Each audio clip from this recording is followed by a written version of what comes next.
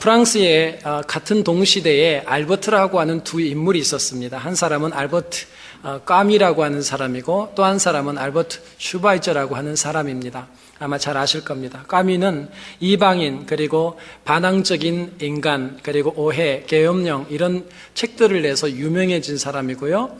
그리고 1957년에 전략이라고 하는 책을 내서 노벨 문학상을 받은 인물입니다.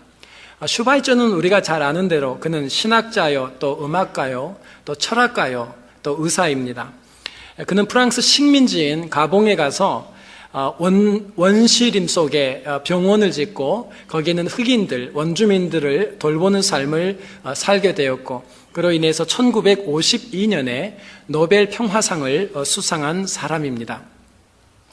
두 사람이 똑같이 위대한 상을 받았는데 그들의 말년은, 그들의 남은 이 노벨상을 받은 이후의 삶은 전혀 다른 인생을 삽니다. 까미는 자신이 받은 그 상금을 가지고 이제 근교에 좋은 별장을 마련하고 별장에서 자기 자신을 위한 삶을 살다가 어느 날 교통사고로 생명을 잃게 됩니다. 똑같은 노벨상을 받았던 슈바이처는 자신이 받은 그 상과 상금으로 아프리카 밀림지대의 나병 환자들을 섬기기 위해 병원을 세우게 됐고 그리고 수용소를 만들어서 거기에 있는 사람들을 섬기고 친절을 베풀다가 그의 인생을 마무리하게 됩니다. 이 세상에는 까미와 같은 사람이 있고 또 슈바이처와 같은 두 종류의 사람이 존재합니다. 참 놀랍게도 교회 안에도 까미와 같은 사람이 있고 그리고 슈바이처와 같은 사람이 존재합니다. 내가 사랑하고 좋아하는 나만을 위한 좋은 별장을 마련해놓고 까미는 가버렸고 이제 슈바이처가 남긴 것은 바로 그 여생 동안 수고했던 병원과 그리고 적정마다 하나님의 사랑을 남기고 세상을 떠나게 되었습니다. 오늘 이 본문 말씀을 보면서 참 이 본문 말씀을 주신 하나님께 얼마나 감사한지 모릅니다. 왜냐하면 지금은 미국의 경기가 많이 어렵습니다. 미국만이 아니라 미국이 어려우니까 다 어렵습니다. 다 어렵다고 얘기하고요. 실제로 가정을 가보면 정말 어렵습니다. 그런데 오늘 이 본문 말씀 속에 참 용기를 주는 게 뭐냐면 하나님께서 우리에게 두 가지 선물을 주시겠답니다. 그 첫 번째가 뭐냐면 우리 성도님들에게 풍족함을 주시고 싶답니다. 여기서 풍족하다라고 하는 이 말은 이 살이 찌는데 계속해서 살찌다는 얘기예요. 왜냐하면 수동형이지만 미완료형이에요. 조건은 나중에 말씀하겠습니다만 하나님이 풍족한 은혜를 주시면 하나님께서 한 번 주시는 게 아니라 계속해서 우리 가정에 풍족이라는 살찌게 하는 은혜를 주신다 그러고요. 또 하나는 윤택입니다. 우리에게 윤택한 은혜를 주시겠대요. 그런데 이 윤택하다는 말은 무슨 말이냐면 가뭄의 때에 정말 급박한 상황에 결핍이 있을 때에 누군가가 우리에게 끊임없이 물을 조달해 주는 일을 윤택이라고 그래요. 이게 히브리 말의 번역만 말씀드립니다. 윤택이라는 말이 뭐냐면 내가 너무나 갈증나고 갈급한 시간에 하나님께서 우리의 가정에 오셔서 그 갈급함을 해결해 주시기 위하여 물을 공급해 주신다는 의미가 윤택이라는 의미입니다. 하나님, 제가 오늘 하나님께 하나님 저희 교회 성도 여러분께서 하나님 성도님들께서 이 말씀을 잘 받아서 이들의 미래가 정말 아름다워지고 풍족해지고 윤택해지게 하옵소서. 아멘 할 때까지 얘기해서 윤택해지게 하옵소서. 받으셔야 돼요. 오늘 이거 우리에게 주신 말씀이에요. 자, 그러면 오늘 이 본문 말씀을 이해하기 위해서 우리는 두 가지 단어를 반드시 이해하셔야 돼요. 그 첫 번째 단어가 뭐냐면 하나님께서 풍족을 주시는데 풍족을 주시는 조건이 하나 있어요. 그 조건이 뭐냐면 구제를 할 때라 그랬어요. 구제할 때. 두 번째 이해해야 할 단어는 윤택이라는 단어예요. 윤택이란 말이 뭐냐? 도대체 윤택하게 하면 하나님이 나를 윤택하겠다고 했는데 윤택이 뭔가? 오늘 우리는 말씀을 통해서 구제라는 의미를 통해서 주시겠다는 풍족, 윤택함을 우리가 타인을 윤택하게 하기 위해서 살 때 하나님께서 우리를 윤택하게 했다고 했던 그 윤택의 의미를 깨닫고 가시면 오늘 예배를 잘 드리시는 겁니다. 첫 번째로 성경에서 말씀하고 있는 이 구제라고 하는 단어, 이 나눔은 나눔인데 구제라는 그 나눔을 얘기해요. 이 말이 네페시 베라카라는 말이에요. 그런데 이 말이 의미하고 있는 것이 참 이상한 게 뭐냐면 네가 구제하면 풍족하게 해줄게 이렇게 해놓고 이 의미 네페시 베라카라고 하는 이 히브리 원어의 의미는 내가 누군가를 구제할 때에 무언가를 기대하는 마음으로 하는 구제는 구제가 안 된다. 풍족을 기대하고 딜하듯이 거래하듯이 목적을 가지고 풍족이라는 목적을 가지고 구제할 때 쓰는 단어가 아니라 그냥 순수하게 타인의 유익을 위하여 어떤 의도나 목적이 없는 상태에서 타인을 도울 때 쓰는 말이 바로 네페시 베레카예요. 그래서 이 원어의 뜻 자체도 상대의 영혼이 상대가 그냥 잘 되기를 바라는 마음으로 축복할 때 쓰는 말이에요. 자, 제가 설명을 해보겠습니다. 셀러리맨이 바쁘게 이제 점심을 먹고 가야 되는데 바쁜 점심때에 식당을 들렸는데 그 식당 안이 너무나 지저분하게 느껴지고 더럽게 느껴졌습니다. 그래서 이 셀러리맨 마음속에 어떤 생각이 자꾸 드냐면 우리 직장인들이 점심때 왔을 때 좀 깨끗하고 쾌적한 환경에서 좀 빠르게 식사를 하고 갈 수 있는 건 없을까? 그러면 셀러리맨들에게 참 큰 도움이 될 텐데 하고 시작한 일이 뭐냐면 맥도날드 사업이었어요. 맥도날드의 시작은 뭘 벌어보겠다가 아니라 먼저 들었던 마음은 뭐냐면 이 마음 때문에 시작했어요.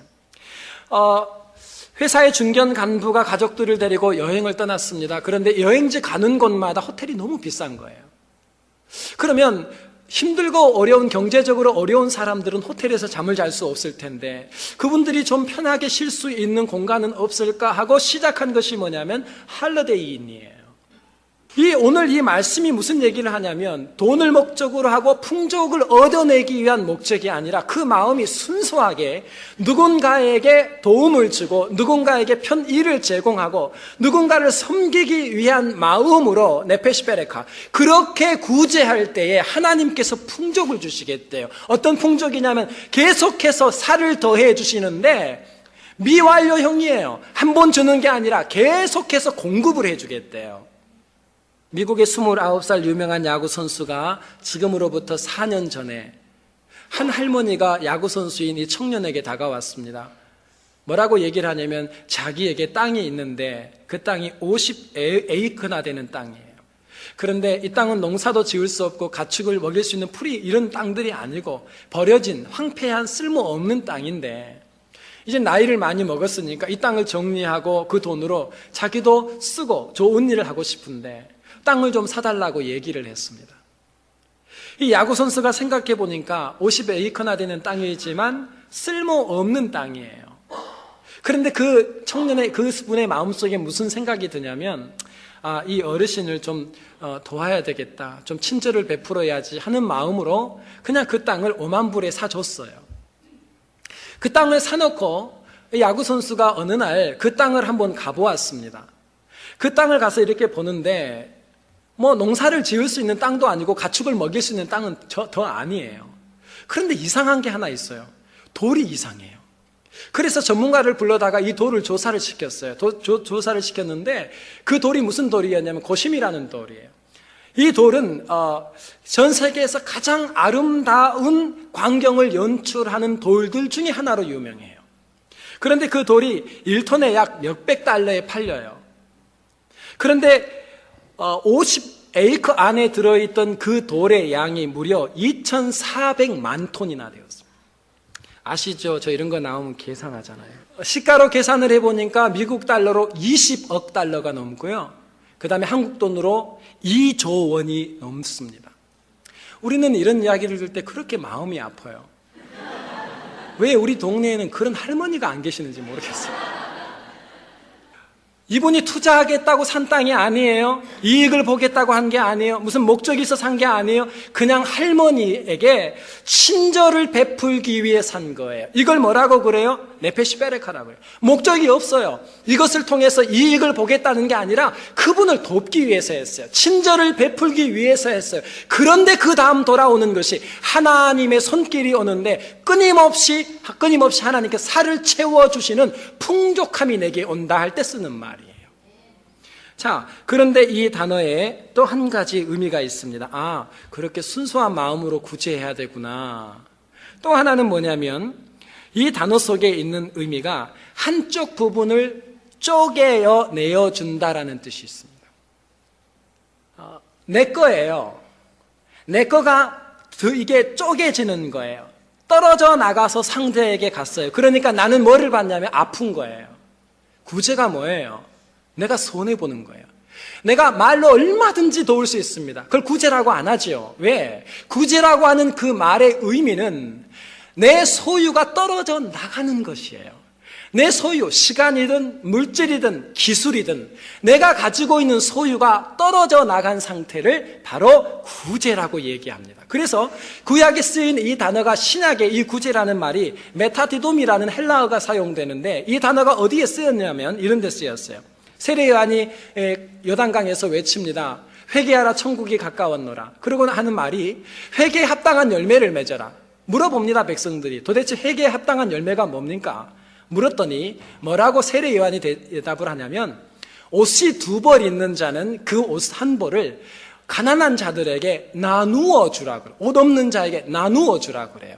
나누다라는 이 의미가 뭐냐면 헬라어로 구제하라는 뜻이에요. 내게 옷이 2개 있었습니다. 내 소유예요. 그런데 4개 있던 소유가 하나 떨어져 나가 버렸습니다. 이걸 구제라고 그래요. 뭘 바라지 않고 무언가를 의도하지 않고 무언가를 목적하지 않고 그렇게 할 때 그것을 바로 구제라고 얘기합니다. 어떤 분이 병원을 개업했습니다. 크리스찬이 병원을 개업하면 도대체 꿈이 뭐겠어요? 돈 많이 벌어서 선교도 하고 주의 일을 해야지.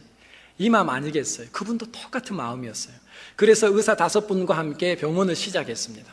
한국에는 하루에 그 당시에 40명의 진료를 40명 정도를 받아야 이 병원이 유지가 되는데 하루에 고작 오는 숫자가 7명, 어떨 때는 4명, 5분 닥터가 있는데 4명 온 날은 참 힘들죠. 한 분은 놀고 4분은 한 분만 만나야 돼요. 장사가 안 되는 거예요. 이게 뱅크럽 위기까지 왔어요. 그래서 생각해낸 게 방문 진료를 하자. 그래서 이제 회사를 방문해서 진료를 합니다. 하는데 무슨 소식을 듣게 되냐면 방문 진료가 불법이라는 걸 들었어요. 크리스찬인 내가 이렇게 불법을 하면서까지 비즈니스 해야 되는가? 오면서 생각합니다. 이제 병원 문을 닫아야지 하고 결정을 하고 병원을 향해 돌아오는데 그 마음속에 누가 이렇게 물어보더랍니다. 무슨 음성이 들었냐면 야, 이왕 망할 건데 좋은 일 하고 망하지. 참 고약한 얘기잖아요. 그런데 그 얘기를 듣는 그분이 말이 되더래요. 이왕에 망할 거 좋은 일 하고 망하면 좋겠다. 그래서 마음속에서 물었대요. 뭐가 좋은 일이냐고. 그랬더니 그 다음 음성이 이렇게 마음에 들리더랍니다. 감동으로. 이왕에 그렇게 되는 거 병원비 없어서 치료 못 받는 선교사님, 목사님, 가난한 분들을 좀 초대해서 그분들 진료도 해주고 그분들에게 또 수술할 환자가 있으면 수술해주고 하면 어떨까라는 생각이 온 거예요. 그래서 그분이 광고를 냈습니다. 광고를 내서 병원비 없어서 또 힘든 분들 다 오실 수 있도록 선교사님, 목사님 다 초대했어요. 그리고 수술 받고 그러면 또 반은 병원에서 비용해주고 반만 대세요. 어차피 망할 거니까. 여러분 제가 그 얘기 해드렸나요? 목사님들은 이상한 습관이 하나 있습니다. 어떤 분이 이발소를 새로 차리고 첫날 개업을 하면서 첫날은 다 무료로 해줬어요. 첫날 무료로 했는데 첫 번째 오신 손님이 스님이 왔대요. 스님이 왔는데 무료로 다 밀어드리고 보내드렸더니 너무 고마워서 스님이 금방 오셔서 뭘 줬냐면 장미 한 송이를 주고 갔어요. 고맙다고. 기분이 너무 좋았어요. 신부님이 들어왔어요. 신부님 머리를 단정하게 해드렸어요. 그랬더니 그분이 갔다 와서 금방 초콜릿을 갖다 주더래요. 고맙다고. 세 번째 손님이 목사님이셨어요. 목사님 이발을 다 해드렸어요. 목사님 공짜로 해드렸는데 나가시더니 안 돌아오셨어요. 그런데 다음날 문을 열어보니까 목사님 10분이 줄을 서 계시더래요. 우리 목사들은 좋은 소식이 있으면 전합니다. 이 병원에 선교사님, 목사님들을 불렀어요. 이 큰일 날 일이에요. 은혜 받은 목사님들 나가서 복음을 전하기 시작했습니다. 얘기하기 시작했어요. 이런 병원이 있다고. 사람들이 몰려드는데 목사님들이 데려온 환자가 누구였냐면 다 대부분의 암 환자였어요. 암 환자. 그러니까 이분이요, 이게 의학적으로 치료할 부분은 치료를 하는데 보니까 이분들의 식생활이 중요해요. 그래서 암 환자들에게 이 매일에 뭘 먹이면 좋을까 연구하다가 나온 게 황성주 생식이라는 거예요. 이롬이 여기서 시작됐어요. 이익 보겠다고 한 거예요. 뭘 의도가 있었어요? 아니요. 순수한 마음으로 나누었어요. 그리고 나의 것을 나누었어요. 그런데 하나님이 뭘 하기 시작해요? 매출 수천억 원의 회사로 키워버렸어요. 이거는 그분의 의도가 아니에요. 하나님께서는 오늘도 우리 마음속에 조건과 어떤 기대를 가지지 않고 정말 하나님의 사람이니까, 하나님의 사람이 어렵다고 하니까 순수한 마음으로 나누었어요. 그런데 나의 것이 떨어져 나갔어요. 내가 손해보는 것 같아요, 순간은. 그런데 하나님께서는 그 뒤에 아버지 일하시는데 그 가정 위에, 그 일터 위에 풍족함으로 더해 주시더라는 거예요. 신명기 14장 28절 9절 말씀에 매 3년 끝에 그의 소산의 10분의 1을 다 내 성읍에 저축하여 너희 중에 분깃이나 기업이 없는 레위인과 내 성중에 의거하는 객과 및 고아와 가부들을 와서 먹어 배부르게 하라. 자, 그 다음에 이렇게 말씀하십니다. 그리하면 내 하나님 여호와께서 너의 손으로 하는 범사에 내게 복을 주시리라. 누가복음 6장 38절에 주라 그리하면 너희에게 줄 것이니 곧 후히 되어 누르고 흔들어 넘치도록 하여 너희에게 안겨주리라. 여기까지만 하시죠. 하나님께서요 주라고 얘기합니다. 왜 그랬을까요? 금도 내 것이요 은도 내 것이라 나 주 여호와의 말이니라. 하나님께서요 우리 보고 줘바랍니다. 한번 줘바랍니다. 누른답니다. 다시 흔들어 또 누른답니다. 다시 흔들어 눌러서 넘치게 주나 안 주나 보래요. 이게 구제라는 거예요.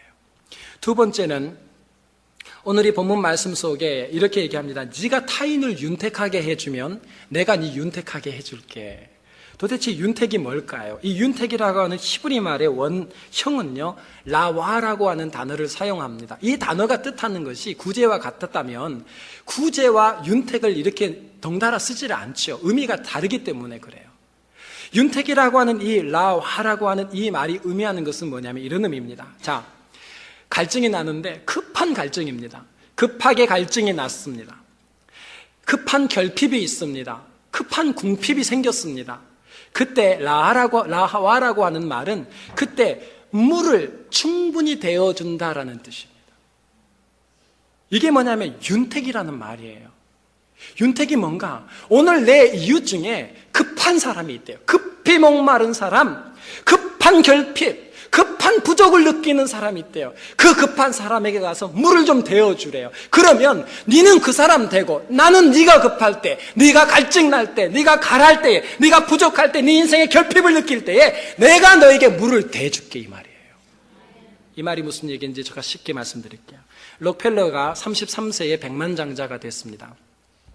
43세에 미국의 최고의 갑부가 됐고요. 그가 53세에 억만장자가 되어서 세계 최고의 갑부가 되었습니다. 그런데 어느 날 그에게 알로피시라고 하는 병이 생겼습니다. 머리가 다 빠지고요. 눈썹이 다 빠지고요. 그리고 잠을 잘 못 자요. 그리고 점점 살이 빠지는데 음식을 잘 먹지를 못해요. 실제로 락펠러가 그 당시에 비스켓 하나를 넘기기가 힘들 정도로 음식을 못 먹어요. 병원에서 진단이 나왔는데 뭐라고 얘기하냐면 앞으로 길어봐야 1년을 넘지 못한다. 사형 선고를 받았습니다. 잠이 안 오지요. 록펠러가 밤새 기도했습니다. 기도하고 아침에 병원 길을 이렇게 딱 걸어서 지나가는데 매일 보던 그 성구 하나가 눈에 확 들어오는데 주저앉아요. 그 성구가 뭐였냐면 사도행전 20장 35절이에요. 받는 것보다 주는 것이 복되도다. 이 말씀이 록펠러에게 다가왔어요. 그 말씀을 붙들고 감동해서 앉아있는데 소란스러운 소리가 들려요. 보니까 병원 행정을 맡은 그 사람하고 어떤 아줌마하고 두 분이 다투고 있는 거예요. 이 얘기 스토리는 뭐냐면 내 아이가, 딸 아이가 이렇게 아픈데 진료 좀 해달라는 거예요. 병 좀 치료해 달라는 거예요. 수술 좀 해달라는 거예요. 병원 측에서는 돈 안 주면 못 한다는 거예요. 그 얘기를 듣고던 락펠러가 비서를 불러요. 돈 지불해 주라는 거예요. 후에 돈 지불했던 그 자매가 수술이 성공적으로 돼서 생명이 건져졌다는 소식을 락펠러가 들어요. 그리고 락펠러가 세상에서 느끼지 못했던 이상한 기쁨을 느끼기 시작합니다. 그러면서 락펠러가 그때부터 시작한 일이 뭐냐면 뉴욕에 있는 리버사이드 교회를 말고도 교회를 무려 4,928개를 짓습니다. 24개의 대학을 세우고요. 록펠러 재단을 통해서 가난한 자들을 돕고 의료 사업을 했어요. 록펠러가 몇 살까지 산 줄 아십니까? 55세에 사형 선고를 받은 양반이 98세까지 삽니다. 왜 그랬을까요? 이게 뭐예요? 바로 라와예요. 오늘 저 이웃이요, 딸을 붙들고 내 딸 살려야 되는 거예요. 목마른데 너무 급한 갈증이에요. 급한 결핍이에요. 그것을 보고 록펠러가 물을 좀 대줬어요. 그런데 록펠러의 급한 갈증은 뭐예요? 생명이에요. 지금 질병 가운데 있었어요. 그랬더니 하나님께서 누구에게? 록펠러에게 라와 물을 대줬어요. 이걸 뭐냐면 윤택이라고 그래요. 네가 급하게 있는 사람 도와주라. 지금 너무나 급한 사람 있지 않나? 네 주위에 결핍한 사람 있지 않느냐? 내 자식이래 하나님이요. 내 자식이 못 먹고 있대요. 못 입고 있대요. 추리고 있대요. 왜 하나님께서 우리에게 똑같이 물질을 공정하게 나누어 주지 않으실까요? 왜 그러셨을까요? 누구는 좀 많이 주고 누구는 적게 줘버렸어요. 왜? 더 주고 나누면서 주님 사랑 나누라고, 나누면서 하나님 은혜 나누라고, 나누면서 내가 예수 믿는 사람 어떻게 사는지 보여주라고. 그런데 그 물질이 전부 다 정지가 되어버렸어요. 하나님께서 네가 급한 내 자식 돌봐줬지, 내가 네 인생의 위기 때 내가 물 대줄게. 이게 라와예요. 윤택함이에요. 한 분이 서울에서 병원을 개업하고 나서 원칙을 하나 세우는데 꽁은 없다. 공짜 절대 안 된다. 그렇지 않겠어요? 밤에 누가 와서 문을 두드립니다. 이게 장로님 고백이에요. 한 장로님 얘기예요. 문을 두드립니다. 너무나 화가 나서 문을 열었어요. 밤늦게 이게 뭐한 짓이냐고.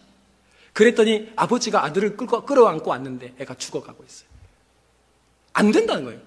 내 원칙은 절대로 할 수 없어요. 그런데 얼마나 그 아버지가 간절히 애원을 하는지 데려다 놓고 수술해서 살렸어요. 그리고 이 아이를 보내줬어요. 3년 후에 6.25가 났어요. 6.25가 나서 북한군들이 서울을 점령했어요. 그리고 공개 처형이 시작되는데 죽창으로 다 찔러 죽입니다. 지식인들, 의사, 교사 다 죽이는 거예요. 그런데 의사잖아요. 자기 순서가 돼서 섰는데 총을 딱 들고요, 총을 쏴려고 하는데 갑자기 그 공개 처형을 집행하는 집행자하고 눈이 마주쳤어요. 어디서 많이 본 거예요. 이 양반이 가만히 보더니 총을 쏴는데 갑자기 멈추시오 하고 앞에 와서 막았어요. 그리고 하는 말이, 내 자식이 비몽사몽 죽어갈 때에 저 의사가 무료로 고쳐주고 내 아들을 살려주었던 사람이다. 저 사람은 우리 인민을 위해서 너무나 훌륭한 일을 한 사람입니다. 다 박수쳤어요. 살았어요. 이걸 뭐라 그래요? 라와라 그래요. 윤택이라 그래요. 네가 인생이 힘들고 어려웠던 내 자녀, 급하게 목마른 그에게 물을 조달해 줬냐? 윤택하게 했냐? 내가 너에게, 너가 정말 급할 때, 너 인생의 위기를 만났을 때, 정말 아무도 너를 도울 수 없을 때, 내가 너에게 라와 윤택함으로 물을 대줄게. 저는 이 놀라운 축복의 메시지가 여러분의 메시지 되기를 주님의 이름으로 축원합니다. 이사야 58장 7절에서 8절 말씀에 또 줄인 자에게 내 식물을 나눠주며 유리하는 빈민을 내 집에 들이며 벗은 자를 보며 입히며 또 내 권력을 피하여 스스로 숨지 아니하는 것이 아니겠느냐. 그리하면 내 빛이 아침같이 비칠 것이며 내 치료가 급속할 것이며. 이 말씀을 읽는데 가슴이 뜨거운 거 있죠. 왜요? 뭐라고 말씀하세요? 야, 혹시 식물을 못 먹는 애 니 먹여줬냐? 식물 줬냐? 못 입는 애 집에 데려와서 옷 입혀줬냐? 그 다음 말씀이요. 니 지금 목마르지? 너 지금 결핍이 있지? 급하지? 왜요? 병들었대요. 내 치료가 급속하게 될 것이다. 하나님이요, 본 고쳐주겠대요. 니 목마른 거, 니 급한 거. 왜? 니가 뭘 했기 때문에? 타인을 윤택하게 해줬기 때문에. 정말 급하게 목말라 있는 그들의 결핍을 채워준 적이 있지, 내가 너 병 고쳐줄게 이러고 나오신 거예요. 저는 성경이 그대로 될 줄 믿습니다. 말씀을 마무리합니다. 신의 광야를 신의 사막이라고 얘기를 안 해요. 이상하지 않습니까? 신의 사막이라고 얘기하지 않아요. 신의 광야라고 해요. 사막은 모래가 있는 땅이에요. 비가 와도 그 땅은 살지 않습니다. 신의 광야를 왜 광야라고 하냐면 거기는 모래가 아닌 흙으로 되어 있는 땅이에요. 비만 오면 얼마든지 풀이 날 수 있는 곳이에요. 그런데 신의 광야의 동굴에 학자들이 들어가 깜짝 놀란 게 있었어요. 동굴 안에 있는 그림 벽화를 봤는데 풀이 있고 나무가 있고 짐승들이 풀을 뜯어먹는 장면이었어요. 옛날에 시내 광야도 어느 땐가는 비가 내리는 땅이었고 그 땅이 살아있던 땅이에요. 그런데 하나님께서 빗줄기를 잡은 거예요. 지금 괜찮으십니까? 비가 내려서 괜찮으십니까? 하나님이 잡으면 잡혀져 버려요. 여러분, 오늘 이 본문 말씀 속에 무슨 얘기를 합니까? 흩어 구제하여도 더욱 부하게 되는 일이 있고, 또 과도히 아껴도 가난하게 될 뿐이라. 11조까지 아껴봤어요. 어떠셨습니까? 아껴서 아껴집니까? 그게 내 것이 됩니까? 오늘 성경이 우리에게 그 얘기를 하는 겁니다. 한 분이, 장로님이 한 해 열심히 일하고 번 돈으로 필리핀 오지를 갔어요. 오지에 있는 못 먹는 사람들에게 먹을 걸 주고 복음을 전하고 또 돌아와요. 또 그 다음에 열심히 벌어서 한 해에 수확한 걸 가지고 또 갔어요. 20년 했어요. 필리핀 정부에서 불러다가요, 그분에게 명예 시민권을 수여했어요. 한국 사람이에요. 이 간증을 듣고 있던 회중 가운데 있던 교포 중에 돈 많으신 교포가요, 그 장로님 두 아들을 데리고 미국으로 왔어요. 중학교, 고등학교, 대학교를 먹이고 입히고 학비를 다 대줬어요. 장로님 뭐라고 한 줄 아세요? 내가 1년 내내 번 돈으로 수고했지만 내가 번 돈으로 우리 자식 유학도 못 보낸대요. 과도하게 썼어요. 과도하게 지출했어요. 과도하게 나눴어요. 그런데 하나님께서 그 장로님의 자식들의 삶을 윤택하게 하기 시작했어요. 그 자식들도 그 일이에요. 우리 힘들잖아요. 그런데 지금, 바로 지금이 나눌 때랍니다. 순수한 마음으로 대가 바라지 않고 하나님 사랑하는 이웃들에게 나의 것을 뜯어서 나누어 봅시다. 그리고 진짜 하나님께서 풍족함을 주는지 안 주는지 한번 보자고요. 급하게 목마르고요, 결핍되어 있는 그 사람 찾아가서 물을 한번 대줘보세요. 그리고 여러분의 위기에, 내 자녀들의 인생의 결핍의 위기에 하나님께서 찾아와 물을 대어 주시는지, 저는 그 하나님이 우리 하나님인 줄 믿습니다.